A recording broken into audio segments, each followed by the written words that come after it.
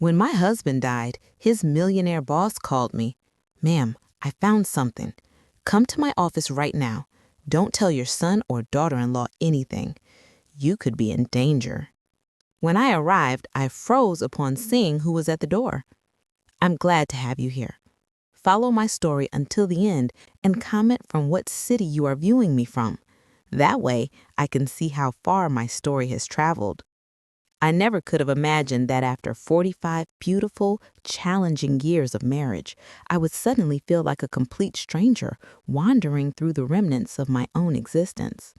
It was as if the life I had built brick by brick had been quietly dismantled without my knowledge, leaving me adrift in a sea of confusion and grief. But there I was, perched stiffly in the front pew of our local community church during Elijah's funeral, staring blankly as my son Marcus and my daughter-in-law Kira orchestrated every single detail with an efficiency that bordered on cold detachment, treating me as if I were nothing more than a fragile ornament to be set aside and forgotten. "Mama, please, just leave all of this to us," Marcus had said to me that very morning, his voice laced with that increasingly familiar condescending tone he'd adopted over the past few years, the kind that made me feel small and insignificant, like a child being scolded for not knowing better. Kira stood right beside him, nodding along with that artificial smile plastered across her face, the one I'd come to recognize as a mask hiding something far less genuine. I didn't push back or argue. Honestly, I didn't have the energy left in me to fight. Elijah's death had come so abruptly, a massive heart attack just 3 days prior, that my mind was still reeling, struggling to catch up with the harsh reality. One moment we were sitting at the breakfast table, him animatedly describing the vibrant garden he planned to plant come spring, with rows of tomatoes and sunflowers that would brighten our backyard. And the next, I discovered him collapsed on the cold concrete floor of the garage, his face pale and unresponsive, his dreams silenced forever. As the church filled up with a steady stream of mourners, Elijah's longtime co-workers from the financial firm, our nosy but well-meaning neighbors, and a handful of distant relatives I hadn't seen in years, everyone seemed to gravitate toward Marcus and Kira for condolences, as if they were the primary bereaved, the ones who had truly lost something irreplaceable. I, on the other hand, was relegated to the role of the elderly widow, the 68-year-old woman too delicate to handle the weight of her own sorrow, someone who needed to be shielded from the raw edges of trauma like a porcelain doll wrapped in cotton. I overheard Kara whispering to one of the guests, her voice dripping with feigned concern. "Grandma is very fragile right now, you know. Marcus and I are taking care of absolutely everything to make sure she doesn't have to deal with any more stress." That word, fragile, it pierced me deeper than any superficial words of sympathy ever could, like a sharp knife twisting in an old wound. Elijah had never viewed me that way. To him, I was always Lena, his steadfast partner, his equal in every sense. The woman who had stood by his side through job losses, family crises, and the everyday joys of raising our son. But ever since Marcus had married Kara 5 years ago, a subtle shift had begun, like a slow poison seeping into our family dynamic, changing everything in ways I couldn't quite pinpoint at the time. During the funeral service itself, as the minister droned on about eternal peace and cherished memories, I noticed something peculiar about Marcus's demeanor. He didn't seem overwhelmed with grief. If anything, there was an undercurrent of relief in his posture, a subtle easing of tension in his shoulders that made my stomach churn with unease. Every time someone approached him with a hug or a murmured condolence, he responded with a composed nod, his face a mask of indifference that bordered on detachment, as if he were merely going through the motions. Kira, meanwhile, had tears glistening in her eyes, but even those felt somehow calculated, like she was performing for an audience, dabbing at them with a tissue at precisely the right moments to elicit sympathy. After the burial, in the quiet cemetery where Elijah's plot overlooked the rolling hills we used to hike together, everyone gathered back at the home we had shared for so many decades. A cozy two-story house filled with the echoes of laughter, arguments, and love. Kira had organized a post-funeral lunch, complete with catered sandwiches and salads, and I found myself sitting in my favorite armchair by the bay window, the one with the faded floral cushions where I'd spent countless evenings reading novels while Elijah tinkered in his workshop. I watched her flit about, directing guests and refilling plates as if the house were already her domain, her kingdom to rule. "Lena, dear, you really should go light down for a bit," Kira suggested as she approached me, holding out a steaming cup of tea I hadn't asked for, her voice syrupy sweet but laced with an undercurrent of command. "It's been such an exhausting day for you, hasn't it?" I took the cup but met her eyes steadily. "I'm perfectly fine right here," I replied, though my voice came out weaker than I intended, betraying the exhaustion weighing in my bones. Marcus wandered over then, plopping down on the sofa across from me with a sigh that sounded more theatrical than genuine. "Mama, Kira and I have been talking a lot about this," he said, leaning forward with that earnest expression he used when he wanted to convince me of something. "We really don't think it's a good idea for you to stay in this big old house all by yourself. It's just too much space, too many memories, and after what happened to Dad, it could be dangerous."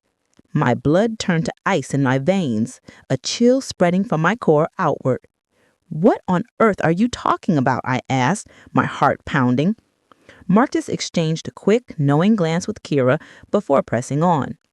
"Well, there are some really nice retirement communities nearby, places where you'd be safe, surrounded by people your own age, with activities like bridge clubs and gardening groups to keep you occupied." "I am not going to any nursing home," I declared, feeling a surge of indignation that momentarily banished my fatigue, giving me a strength I hadn't felt in weeks.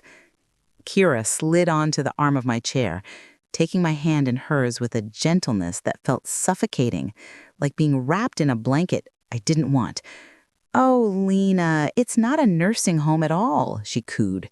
"These are elegant senior living facilities with beautiful apartments and all sorts of amenities. And think about it. We could come visit you every single weekend, bring the grandkids once we have them, make it a family tradition."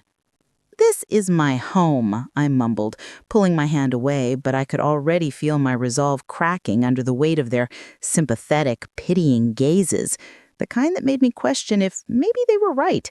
If maybe I was too old and worn out to manage on my own. The tense conversation was mercifully interrupted by the shrill ring of the telephone echoing from the kitchen. Marcus jumped up to answer it, and I strained to hear his muffled voice through the walls, though I couldn't make out the words. When he returned, his face was clouded with annoyance, his brows furrowed. "That was someone from Dad's office," he said curtly, avoiding my eyes. "They wanted to speak with you about some paperwork or something." "What kind of paperwork?" I pressed, curiosity overriding my wariness. "I don't know the details," he shrugged. "I told them you were indisposed and that they could arrange everything through me instead." There was something off about his tone, a dismissiveness that set my nerves on edge, like he was hiding something behind that casual facade. "Marcus, your father dedicated 30 years of his life to that company. If they need to talk to me specifically, then I have every right to hear what they have to say." "Mama, please don't worry yourself about those kinds of things. Kira and I will handle all the paperwork, the legal affairs, everything. You just focus on resting." That night, after the last of the guests had trickled out, and Marcus and Kira had finally left me in peace, I sat alone on the edge of the bed Elijah and I had shared for so many years, the mattress still bearing the faint imprint of his body. The house felt oppressively silent, every creak of the floorboards and whisper of the wind outside, amplifying the void, filling the space with memories that now seemed distant and hazy, like faded photographs in an old album. That's when my cell phone rang, jolting me from my reverie. The number on the screen was unfamiliar, but I answered anyway, my voice tentative. "Mrs. Lena Odom?" A deep, authoritative male voice said on the other end. This is Theodore Vance, your husband's boss at Sterling and Grant Financial. Mr. Vance, I replied, the name sparking recognition. Elijah had spoken of him often, always with a tone of respect and admiration for his fairness and leadership. Ma'am, I am truly so sorry for your profound loss. Elijah was an extraordinary man, a pillar of our team, and everyone here at the office valued him immensely, not just for his work, but for the kindness he brought to every interaction. Thank you, I murmured, my throat tightening with emotion. There was a brief pause, and then his voice took on a more urgent, serious edge that made my skin prickle. Mrs. Odom, I need to see you as soon as possible, urgently, in fact. There's something critical you need to know about the last few months of your husband's life, something important that he wanted me to share with you. My heart began to race, pounding against my ribs like a drum. What kind of thing? Please, tell me now. I can't discuss it over the phone. It's too sensitive. Can you come to my office tomorrow morning at 10? And ma'am, it's absolutely crucial that you don't mention this conversation to your son or daughter-in-law. Elijah was very specific about that instruction. The air seemed to catch in my lungs, making it hard to breathe. Why? What's going on? This is scaring me. Please, Mrs. Odom, just trust me and come tomorrow at 10 in the morning. Your husband asked me personally that if anything ever happened to him, I should make sure to speak with you, and only you. The line went dead, leaving me sitting in the dim glow of the bedside lamp, clutching the phone with hands that trembled uncontrollably. Elijah had anticipated his death somehow. He had left behind specific instructions, and for reasons I couldn't yet fathom, those instructions explicitly excluded Marcus and Kira. It felt as though my husband was reaching out from beyond the grave, his voice a faint echo in my mind, urging me to pay attention, to be vigilant, that this was not the time to crumble or appear fragile. Something was terribly, deeply wrong, and I was the only one positioned to uncover the truth and set things right. The next morning, I awoke with a sense of determination I hadn't felt in months, perhaps even years. A fire kindled in my chest that pushed back against the fog of grief. For the first time since Elijah's passing, I had a clear purpose, a mission that gave structure to my shattered world. I dressed with care, selecting the navy blue suit he had always complimented, saying it made me look elegant and strong, like the woman he fell in love with all those decades ago. The fabric felt comforting against my skin, a small armor for what lay ahead. Marcus called early, as he had been doing religiously since the funeral, his voice chipper but probing. How did you sleep, Mama? Kira and I were thinking it might be best if you came to stay with us for a few days, just until things settle. I'm doing fine, son, I replied, forcing my tone to sound normal and unremarkable. In fact, I have to go out this morning for a bit. There was a noticeable pause on his end. Go out where? You shouldn't be driving alone right now. My mind raced for a plausible excuse. To the pharmacy. I ran out of my blood pressure pills and I need to pick them up. I can bring them to you, Mama. You don't have to go out. It's not safe. Marcus, I can drive myself to the drugstore. I am not an invalid, you know. His sigh was heavy and audible through the phone, full of exaggerated concern. All right, but please be careful, and if you need anything at all, call us immediately. We're here for you. I drove downtown with my hands clenched tightly on the steering wheel, my knuckles white from the grip, the city traffic blurring past as my thoughts swirled in a storm of anxiety and anticipation. The Sterling and Grant Financial Building was an imposing 20-story tower of gleaming glass and steel that had always intimidated me a little bit, a symbol of the corporate world Elijah had navigated so skillfully. He had worked on the 15th floor in the internal audit department, poring over numbers and reports with the precision of a craftsman. The receptionist, a young woman with a polite smile, guided me to the executive floor, a place I had never set foot in before, with its polished marble hallways and a hushed atmosphere of power.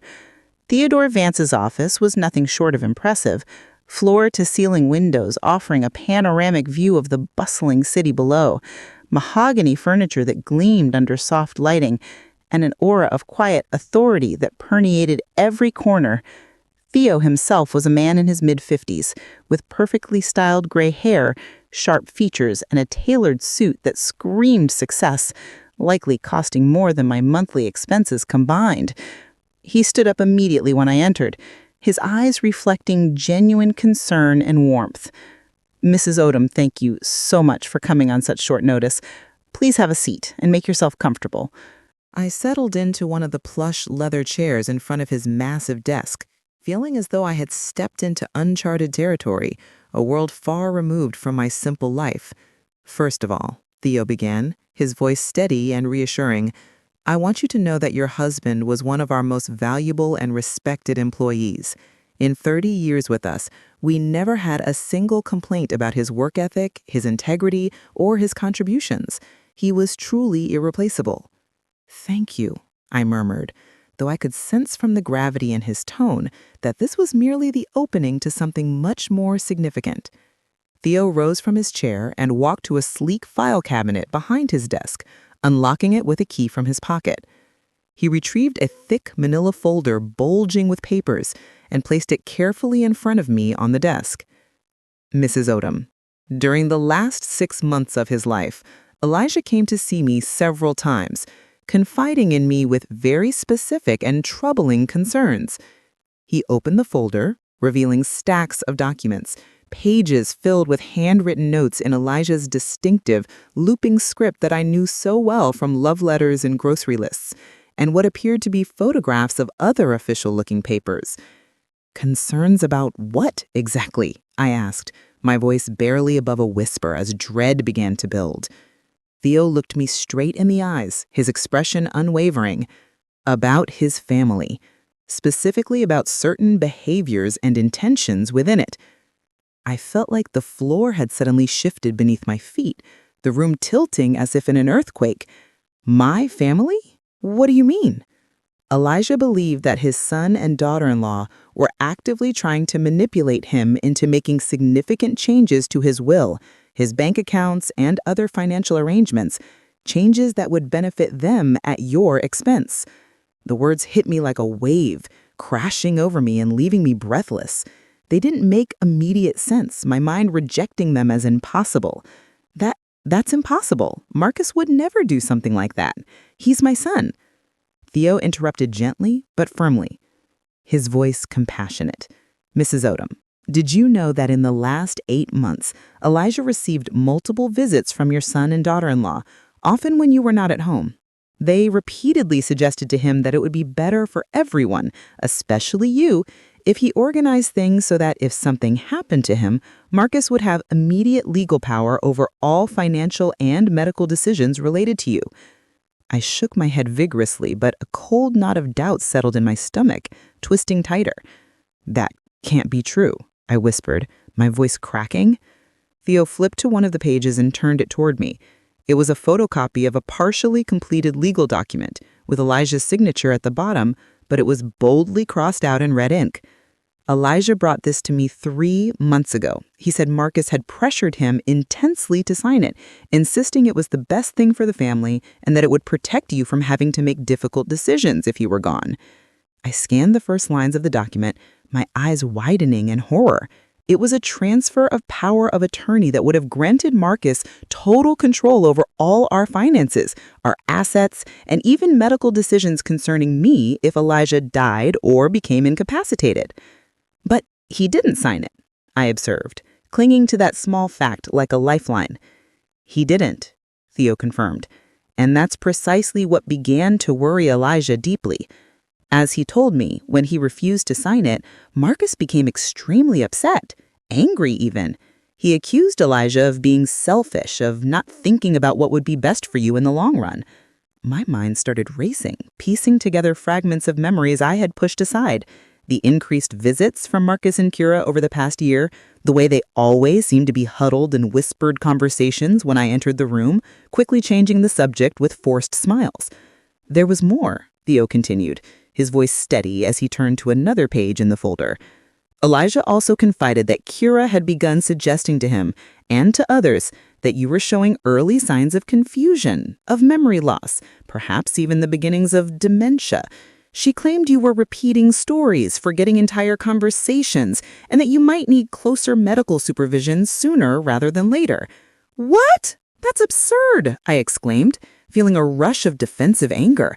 I'm not confused. My memory is perfectly fine, sharp as ever. Elijah knew that full well, Theo assured me. That's exactly why he started documenting everything so meticulously. Every conversation, every subtle suggestion, every instance of pressure he felt from them. He flipped through several more pages, showing me Elijah's detailed notes, precise dates, exact times, transcribed dialogues that painted a picture of what now appeared to be a sustained, calculated campaign to undermine my confidence, my independence, and ultimately gain control over our lives and assets. My husband, the man I trusted more than anyone, had been keeping the secret record, a silent guardian against a threat I hadn't even known existed? Why on earth didn't he tell me any of this? I asked, tears welling up unexpectedly, hot and stinging in my eyes. He explained to me that he didn't want to worry you or burden you until he was absolutely sure of what was happening.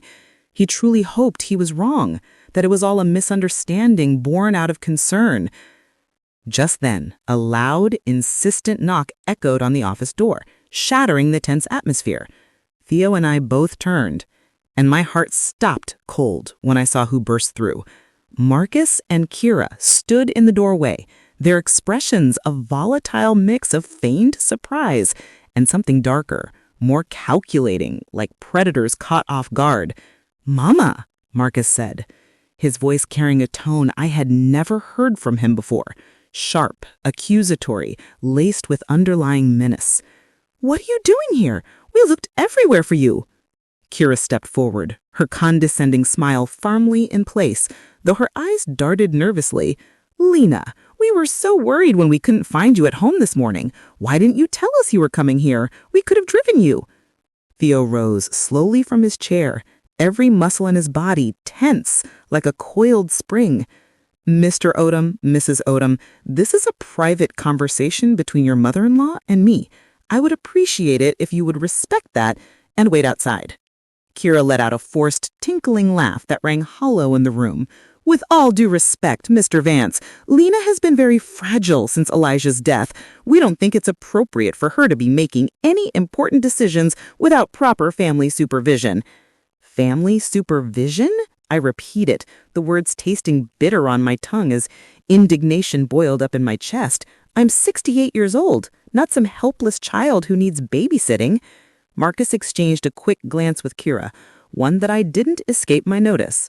It was the same loaded look they'd shared at the funeral, heavy with unspoken meaning I was only beginning to unravel. "Of course you're not a child, Mama," Marcus said, but his tone was patronizing, the same one he'd used to soothe a tantruming toddler. "It's just that we want to protect you from people who might try to take advantage of your grief and vulnerability right now." I looked over at Theo, who had remained silent but watchful, his serious expression taking in every nuance of the exchange. Then my gaze fell on the closed folder on the desk, knowing it held information that could upend everything I thought I knew. "Theo," I said deliberately, using his first name to assert some control, "could you give me a few minutes alone to talk with my son and daughter-in-law?" He nodded understandingly. "Of course, I'll be right outside if you need me." Once he left, closing the door softly behind him, the air in the room shifted dramatically, thickening with tension. Marcus visibly relaxed, as if he had just won a crucial battle, his shoulders slumping in relief. "Mama, I don't know what that man has been filling your head with," he said, his voice smoother now, "but you have to understand that people can be incredibly manipulative, especially when there's money involved." "Money?" I echoed, narrowing my eyes. Kira sat down in the chair next to me, her posture all false concern. "Lena, honey, we know Elijah had a considerable life insurance policy, and with the value of the house and all his savings, there are unscrupulous people out there who prey on vulnerable widows like you." Something cold and heavy settled in my stomach like a stone dropping into deep water. How do you two even know about Elijah's life insurance policy? He never discussed those details with anyone outside of me." Marcus and Kira exchanged another one of those charged, uneasy glances, their composure cracking just a fraction.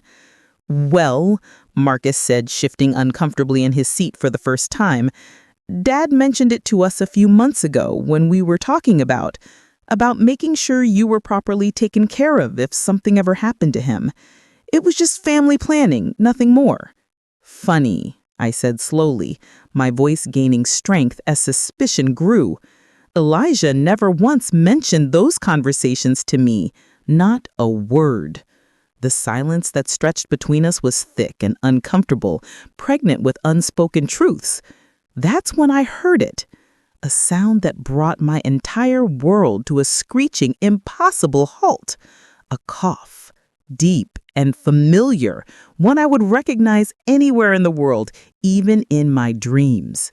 The three of us turned simultaneously toward the door of the private bathroom connected to Theo's office. It opened slowly, creaking on its hinges, and a figure emerged that made my heart stop dead, then restart with a violent thud that echoed in my ears.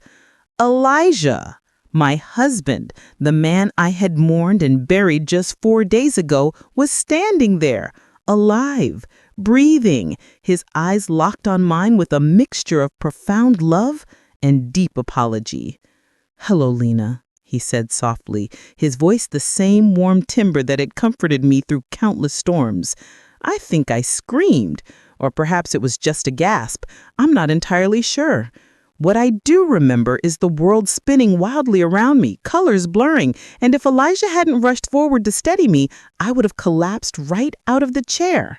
"What? How is this possible?" I mumbled, my hands trembling as I reached up to touch his face, feeling the warmth of his skin, the familiar stubble, confirming he was real, not some grief-induced hallucination. Behind us, I heard Kira let out a sharp gasp and Marcus murmur a curse under his breath, his face draining of color. Elijah held me gently, his strong, familiar hands steadying me as they had for 45 years of marriage. "I'm so sorry, my love. I'm so incredibly sorry to have put you through all of this pain and confusion. But it was the only way I could think of to make everything clear." "The only way to what?" I asked, though a part of me was already beginning to piece it together, the fragments forming a horrifying picture.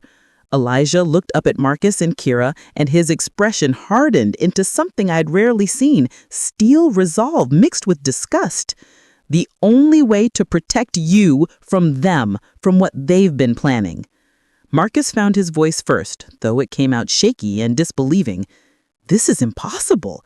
You're dead. We saw your body. There was a funeral, a burial, a death certificate, everything." Elijah straightened up, keeping a protective arm around my shoulders. "There was a falsified death certificate, arranged with the help of a very discreet doctor and a funeral director who owed me a few favors from years ago. Theo helped orchestrate the whole thing to make it convincing." "But why?" I whispered, my mind still reeling from the shock, tears streaming down my face unchecked. Elijah looked at me with tender eyes before turning back to our son and daughter-in-law. "Because I discovered exactly what you two were planning, and I needed undeniable proof to show Lena the truth." Kira's face had gone ashen, her usual poise shattered. "I don't know what you're talking about. We've done nothing wrong."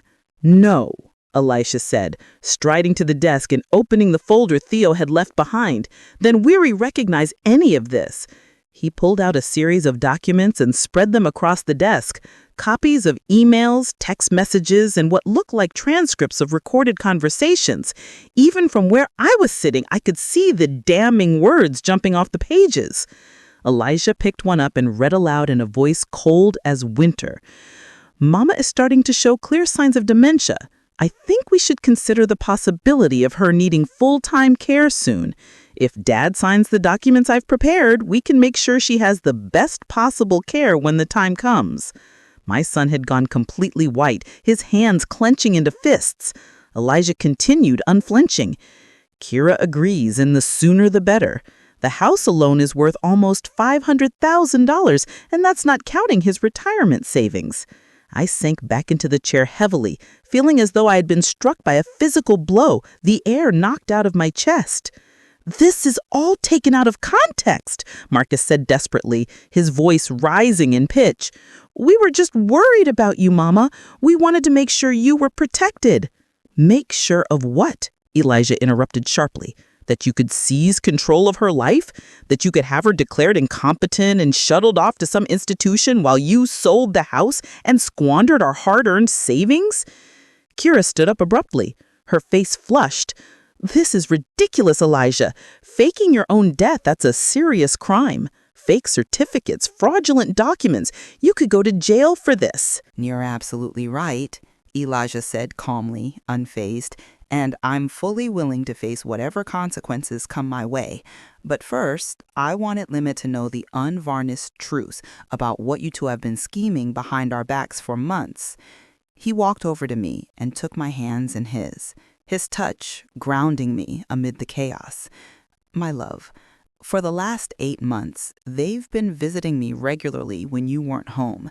At first, I thought it was out of genuine concern for us as we aged, but gradually I realized every single conversation was carefully designed to convince me that you were losing your mental capacity, that you needed constant supervision, that it would be selfish of me not to make legal arrangements to protect you." I looked at Marcus, my son, the baby I had carried for 9 months, the child I had comforted through fevers and nightmares, the young man I had loved unconditionally for 35 years. "Is that true?" I asked him, my voice breaking. For a fleeting moment, I saw something in his eyes that might have been shame or regret, but then it hardened into defiance. "Mama, you don't understand the kind of financial pressures Kira and I are under. We have debts, obligations, things piling up that we can't handle alone." "So it was all true," I murmured, the realization sinking in like lead. Elijah squeezed my hands gently. "When I finally understood what was happening, I hired a private investigator to dig deeper. We discovered that Marcus has racked up gambling debts exceeding $150,000, and Kira has been opening credit cards in your name without your knowledge or consent." The world seemed to wobble around me once more, my vision blurring. "Credit cards in my name?" "3 different ones," Elijah said softly, his voice full of sorrow, "with a total debt of over $10,000, and they've been using them for everything, from luxury purchases to covering their losses." Kira finally exploded, her composure shattering completely. "This is enough, Elijah. I don't know what kind of sick, twisted game you're playing here, but this ends now. Lena, let's go. Clearly your husband has lost his mind if he's resorting to this." But I didn't move an inch. For the first time in months, perhaps years, everything was starting to make horrifying sense. The constant, unsolicited visits, the over-the-top concern for my well-being, the subtle suggestions about my failing memory, the rush to dictate my future right after the funeral. They hadn't been caring for me. They had been grooming me, preparing to sacrifice my freedom for their gain. "I am not going anywhere," I said finally, my voice emerging stronger than it had in a long time, resonant with newfound clarity, "but I think you two should leave now." The expression on Marcus's face transformed into something unrecognizable. He was no longer my concerned son, but a stranger who had just seen his carefully laid plans crumble. Elijah helped me over to the office sofa, his arms supportive, while Theo returned with a bottle of water and a grave, knowing expression on his face. Marcus and Kira remained standing near the door, looking like cornered animals, their eyes darting between fight and flight. "Lena," Elijah said softly, kneeling in front of me so we were eye to eye, "there's more you need to know. I'm afraid the full picture is even darker." My mind was still grappling with the impossibility of it all. My husband, alive, faking his death, my family plotting against me. "More?" I murmured, bracing myself. Theo opened another section of the folder and laid out a series of photographs on the coffee table before us, their glossy surfaces reflecting the overhead lights. These photos were taken by the private investigator over the last 6 weeks, Elijah explained, his voice steady but laced with anger. I picked up the stack with trembling hands, flipping through them one by one. The first showed Marcus entering a dimly lit casino, his face illuminated by neon signs. The second captured him at a high-stakes poker table, stacks of chips in front of him representing sums of money that made my head spin. The third depicted Kira in an upscale jewelry store, admiring a sparkling necklace that looked exorbitantly expensive, far beyond what they could afford on their modest incomes. "Marcus," Elijah said, his voice as cold as ice, turning to our son, "do you want to explain to your mother how you managed to bet $25,000 in a single night at that casino, especially when you've been telling us you needed help just to pay your mortgage?" My son didn't respond, but I could see his jaw clench tightly, his fists balled at his sides. Elijah pressed on relentlessly. "Or perhaps Kira can explain how she afforded a $4,000 necklace last week when you both claimed to be struggling to make ends meet every month." Kira finally spoke, her voice now devoid of all the false sweetness she had wielded like a weapon. "Elisha, you don't know what you're talking about. That necklace was just an imitation, nothing more." "An imitation from Tiffany and Company?" Theo interjected smoothly, pulling a crisp receipt from the folder. "Because we have the proof right here, paid for with the credit card opened in Lena Odom's name." I felt as though I'd been slapped across the face, the sting sharp and immediate. "You use my name to buy jewelry? To fund your extravagances?" "Lena," Kira said, and for the first time, her carefully constructed mask cracked completely, revealing panic beneath. "You don't understand. Marcus and I are under so much pressure. His debts, our mounting expenses. We just needed a little temporary help to get through." "Temporary?" I repeated incredulously. "How long have you been stealing from me like this?" Elijah produced another document from the folder, his movements deliberate. "According to our investigators' findings, the fraudulent transactions began 1.5 years ago. You've used her personal information to open 3 credit cards, made unauthorized withdrawals from her savings account totaling over $1,000, and even been intercepting her bank statements and mail so she wouldn't notice the discrepancies." "Intercepting my correspondence?" I asked, horrified. "Do you remember a few months ago when Kira offered to help you with sorting the mail?" Elijah prompted gently. "She said it would be easier if she handled organizing all your important accounts and documents to take the burden off you." The memory flooded back like a bolt of lightning. Kira had been so insistent, so seemingly helpful. "Lena, honey, I know these financial things can be so confusing and overwhelming. Why don't you let me take care of organizing everything for you? Elijah has his work and you already have enough on your plate." "But that's not the worst of it," Elijah continued, his expression growing even gloomier, shadows deepening in his eyes. "What could possibly be worse than all of this?" I asked, my voice trembling. Elijah locked eyes with Marcus, his gaze piercing. "Tell your mother about the plan for the assisted living facility, the full details." Marcus went completely pale, his skin taking on a ghostly hue. I don't know what you're talking about." "No," Theo said, reaching into his desk drawer and pulling out a small digital voice recorder. "Because we have this recording to refresh your memory." He pressed the play button, and Marcus's voice filled the office, clear and unmistakable, likely captured without his knowledge during a phone call. "Kira, we need to speed up the timeline on this.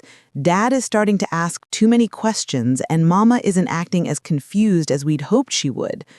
Kira's voice responded from the device, tinny but distinct. "I already spoke to the director at Magnolia Place.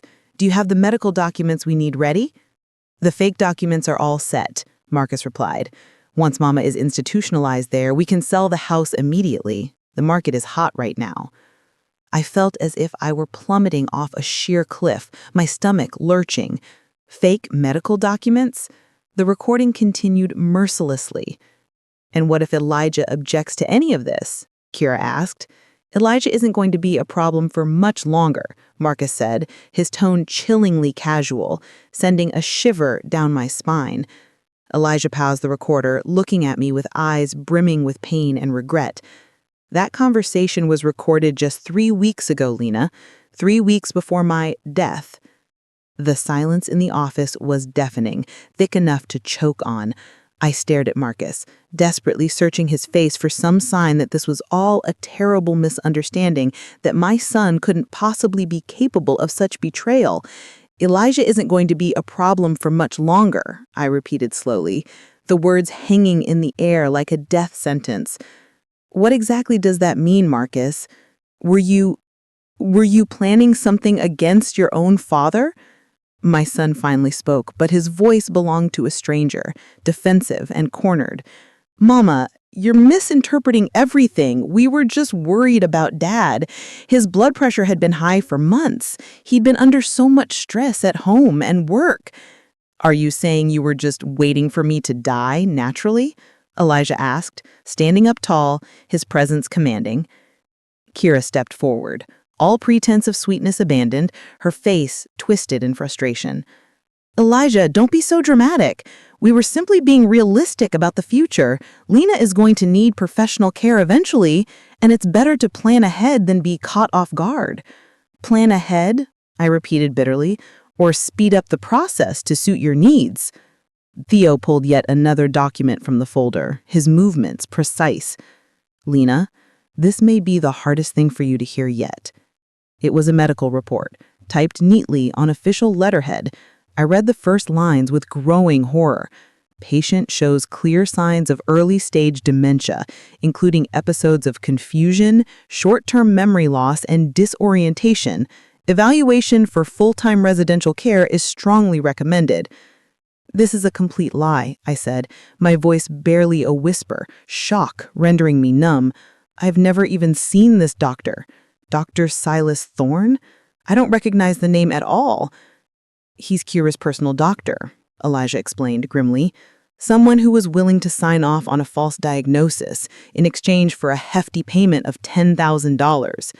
I turned to Kira, the woman I had welcomed into our family like a daughter for 5 years, sharing holidays and secrets.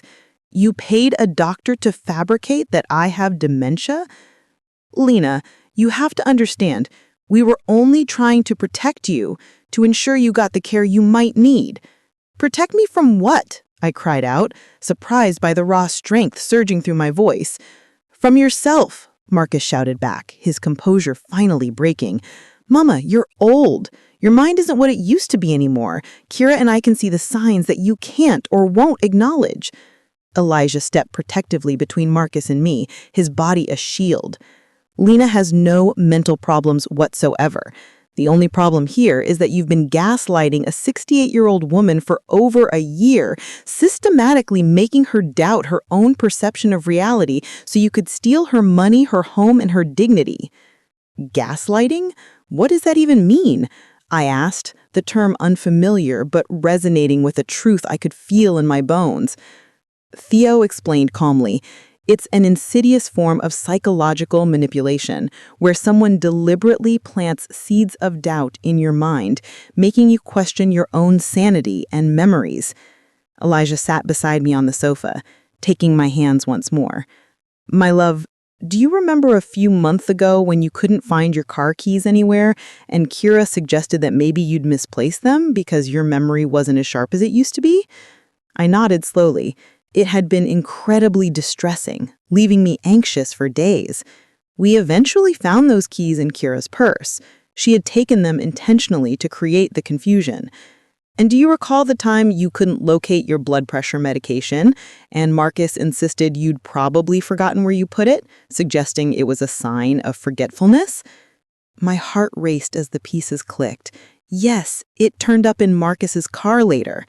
One by one, Elijah unraveled the web of deceptions, situations I had internalized as evidence of my own declining mind.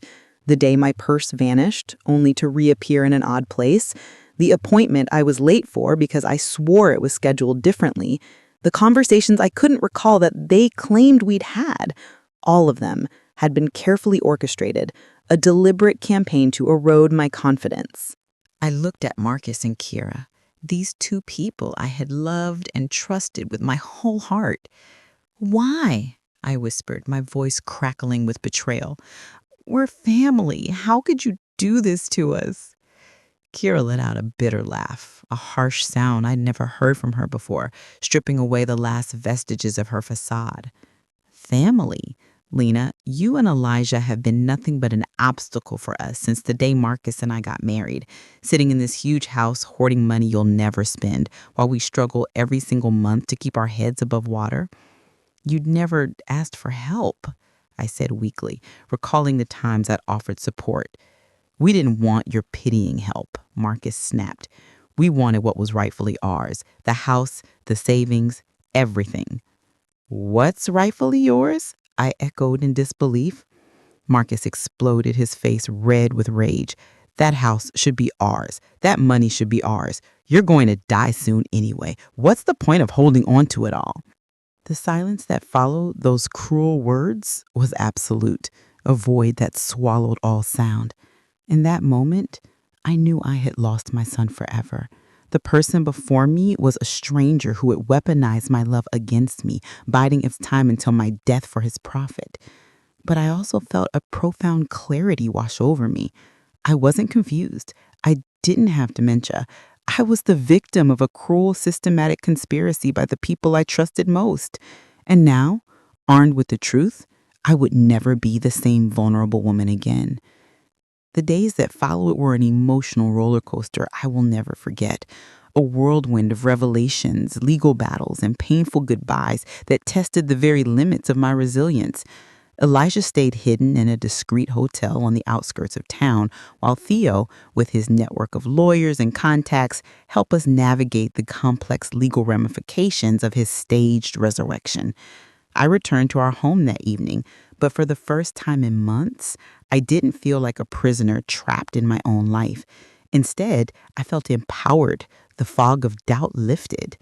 Marcus and Kira had stormed out of Theo's office that day in a fury of shock and denial, their threats hanging in the air like storm clouds. I hadn't heard a peep from them for 48 hours until they showed up unannounced at my door on a crisp Wednesday morning. I watched their car pull up from the living room window, my heart pounding but steady. Marcus strode up the walkway with that determined gait I remembered from his childhood, the one he used when he'd done something wrong and was hell-bent on convincing me it wasn't his fault. Kira trailed behind, her posture more subdued, suggesting they had rehearsed a new strategy, perhaps one of contrition. I opened the door before they could ring the bell, standing tall in the threshold. "Hello, Mama," Marcus said, his voice carefully modulated, controlled like he was managing a delicate negotiation. "Hello, Marcus, Kiara," I replied, my tone colder than I had ever used with them, but I made no effort to warm it. "Can we come in?" Kiara asked, her eyes pleading. "We really need to talk this through." I stepped aside to let them enter, but I didn't offer seats or refreshments. We stood awkwardly in the living room, a space that had once hosted joyful family gatherings, but now felt like a tense battlefield, the air charged with unresolved conflict. "Mama," Marcus began, clearing his throat, "Kira and I have been thinking a lot about what happened in that office, replaying it all." "I'm sure you have," I said evenly, crossing my arms. Kira took a tentative step forward, her expression softened. "Lena, I think there are a lot of misunderstandings here that we can clear up. Yes, Marcus and I have been deeply concerned about your well-being, but everything we've done was with the absolute best intentions for the family." "The best intentions," I repeated sarcastically, the words tasting like ash. "Like using my personal information to open credit cards and rack up debts in my name?" "Those cards were meant for emergencies," Marcus said quickly, jumping in. "Potential expenses that might arise related to your care in the future." "Like a $4,000 necklace from Tiffany's," I countered, watching Kira sigh dramatically. "Okay, fine, I made a mistake there, but Lena, you have to understand the immense pressure we've been under. Marcus's debts, our skyrocketing expenses, the constant stress of it all." "Your debts and expenses are not my responsibility," I stated firmly, surprised by how liberating it felt to say those words out loud without apology. Marcus shifted tactics, his voice turning accusatory. Mama, Dad is manipulating you. Can't you see that? Doesn't it seem utterly bizarre that he would fake his own death? What kind of stable, loving man does something so extreme? The kind of man who is desperately trying to protect his wife from a son and daughter-in-law who have been plotting to steal everything from her, I replied without missing a beat. We weren't stealing, Marcus exploded, his frustration boiling over. That house, that money, it was all going to be ours eventually anyway. We were just trying to speed up the process because we needed help now, not in some distant future. The brutal honesty of his statement left me speechless for a moment, stunned by the entitlement. Marcus, I said finally, my voice steady, you're admitting that you've been waiting for Elijah and me to die so you could claim our money and home. That's not how it sounds, Kira interjected desperately.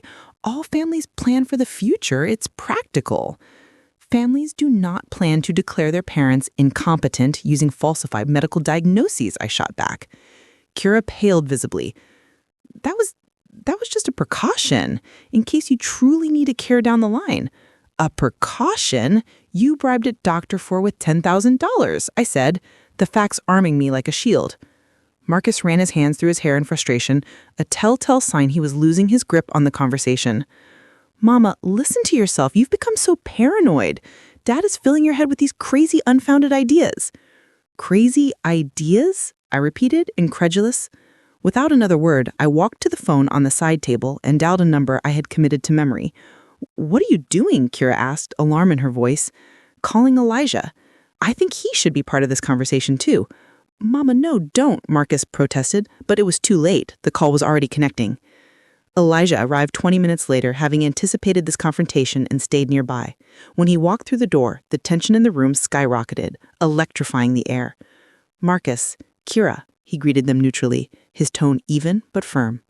Dad, Marcus said, swallowing hard, we need to resolve this as a family, privately. Elijah sat beside me on the sofa, taking my hand instinctively, a united front. I'm listening. Say what you need to say.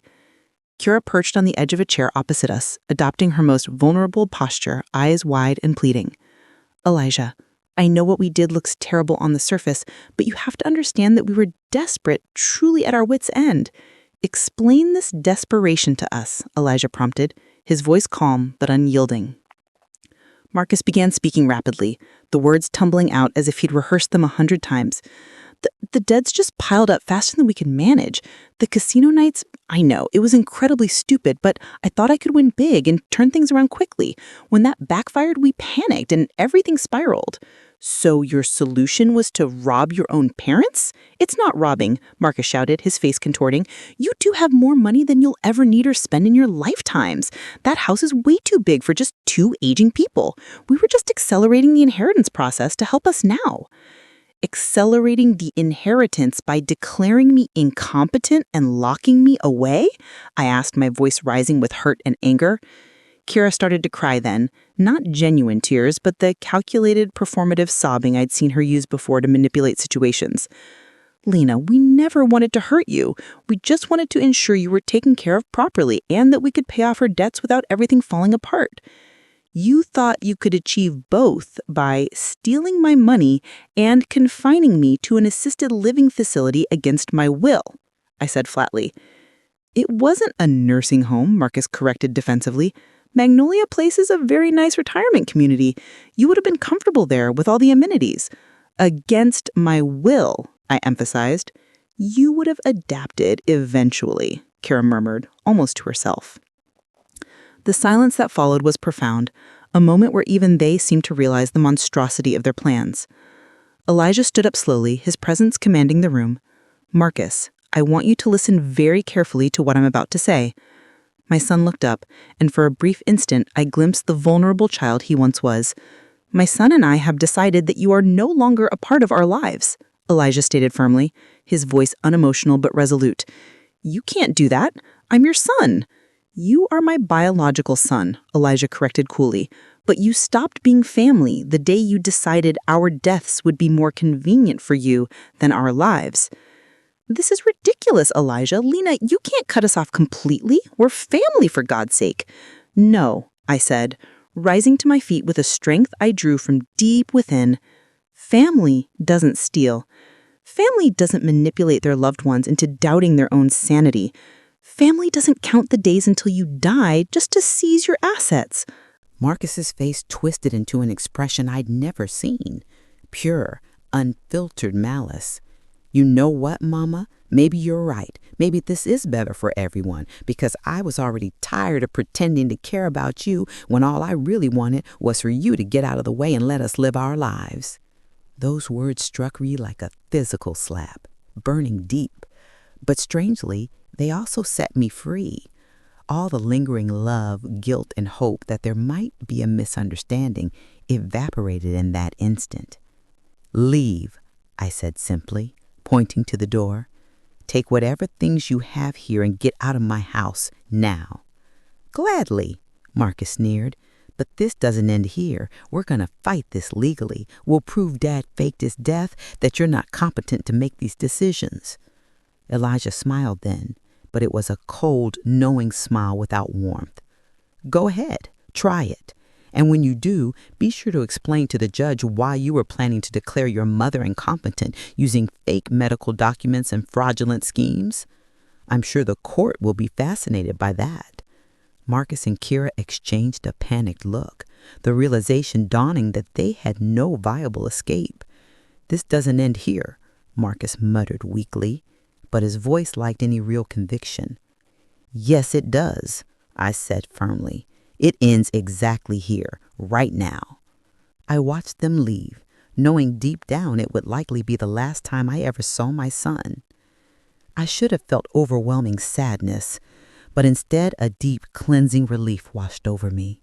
For the first time in over a year, I was truly free.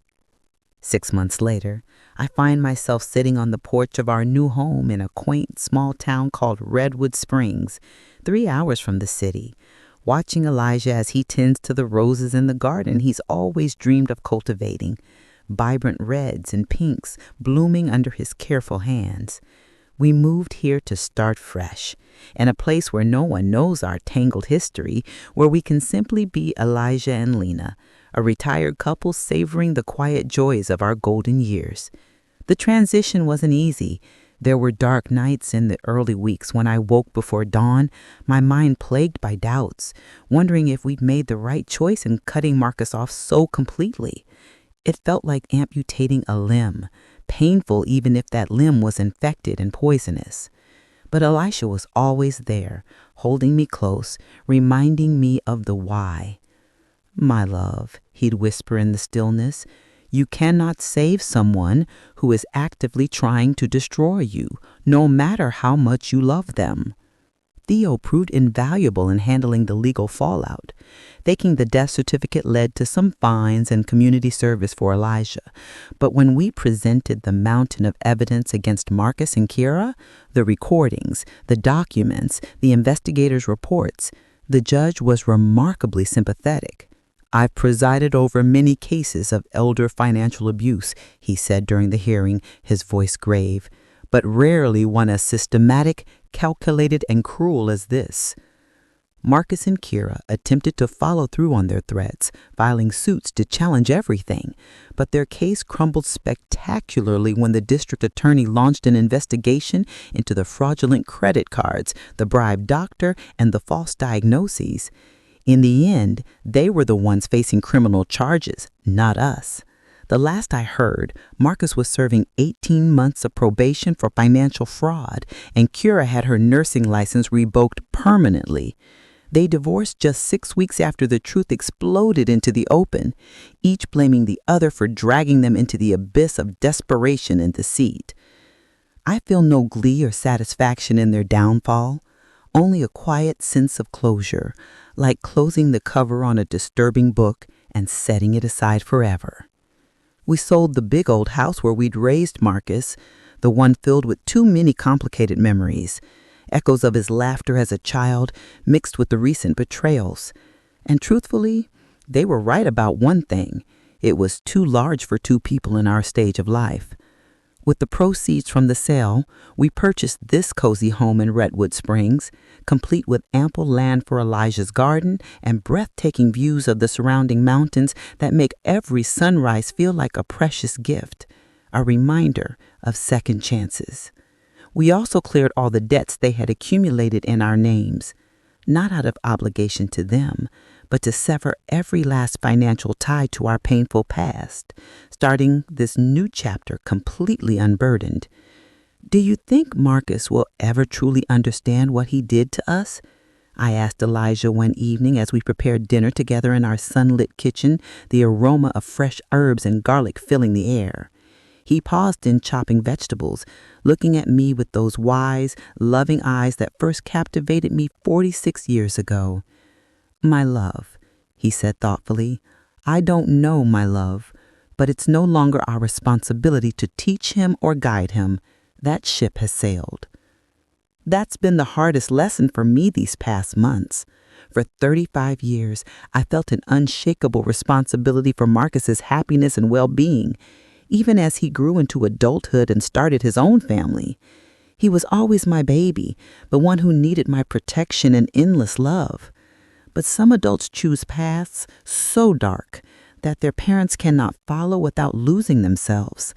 And sometimes the truest form of love is recognizing when to let go, to release the toxic hold. We've made wonderful new friends here in Redwood Springs. Brenda and George, the warm couple next door, invited us over for dinner last week, sharing stories over homemade lasagna. During the conversation, Brenda casually mentioned they had cut ties with their own son a decade ago. He was deep in addiction, she explained matter-of-factly, and every time we tried to help, he pulled us deeper into his chaos, draining us emotionally and financially. George took her hand, adding, It was the hardest decision of our lives, but it was also the one that saved our marriage and our sanity. We had to choose ourselves over being perpetual victims. Was it difficult? I asked, my voice soft. Incredibly, Brenda replied, but necessary. Hearing their story was a balm I didn't know I needed, affirming that we weren't alone in making such a heartbreaking choice. This morning, Elijah brought me coffee in bed, a sweet routine we've established in our new life, the steam rising like a gentle promise. As I took my first sip, I noticed a letter on the nightstand. What is this? I asked. It arrived yesterday. It's addressed to you. I held the envelope for several minutes, tracing the familiar handwriting, the same scrawl from countless Mother's Day cards, before opening it. Mama, it began, I know you probably don't want to hear from me, but I need to say this. Kira and I divorced. She blamed it all on my gambling debts, but I know the truth is more complicated. We both lost our way. I'm in therapy now trying to unpack how I got to the point of conspiring against my own parents. The therapist says I have deep entitlement issues, that I've always felt I deserved things without earning them. I'm not asking for forgiveness because I know I don't deserve it yet. I just wanted you to know that I understand what I did and why you had to walk away. If you ever want to give me another chance, I'll be working hard to become the person I should have been all along.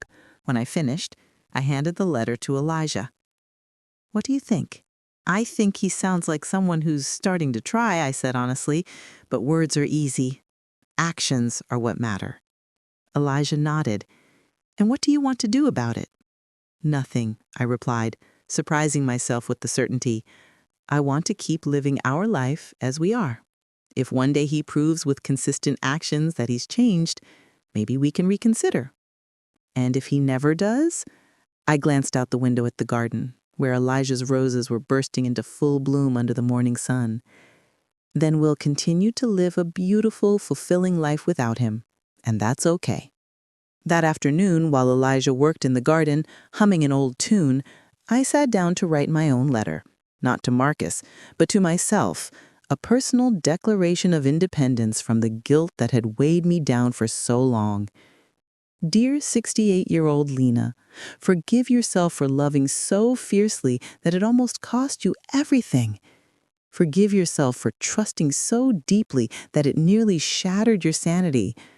Forgive yourself for believing family love is always unconditional and pure.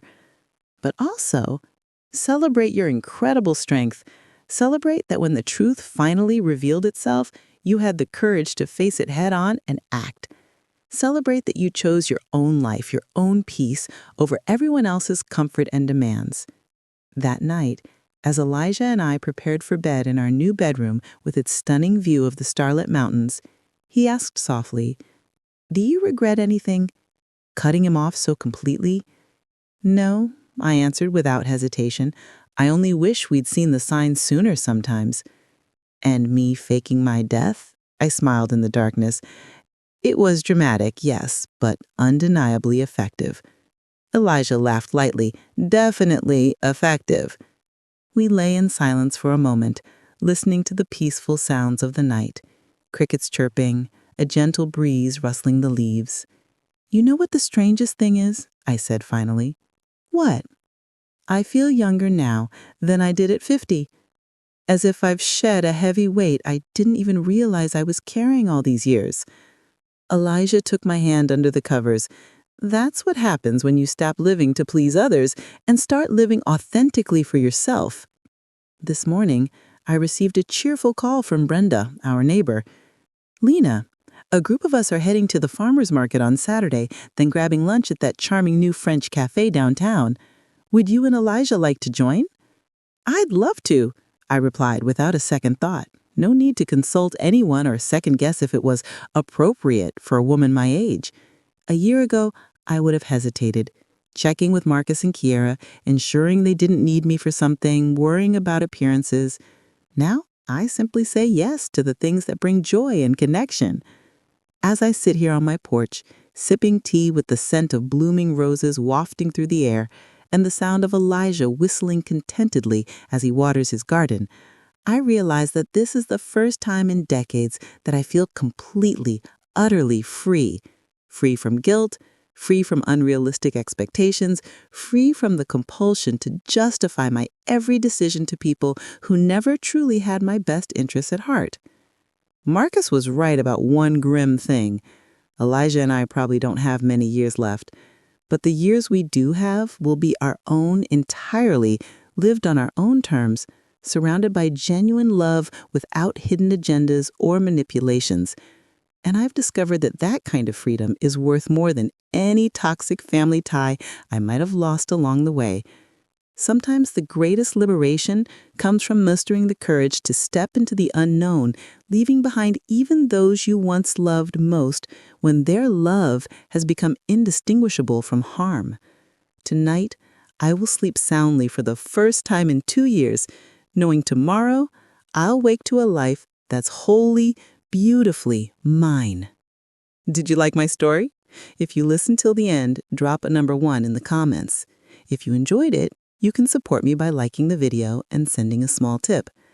I've got lots of other life stories like this on my channel, so make sure to subscribe and check them out.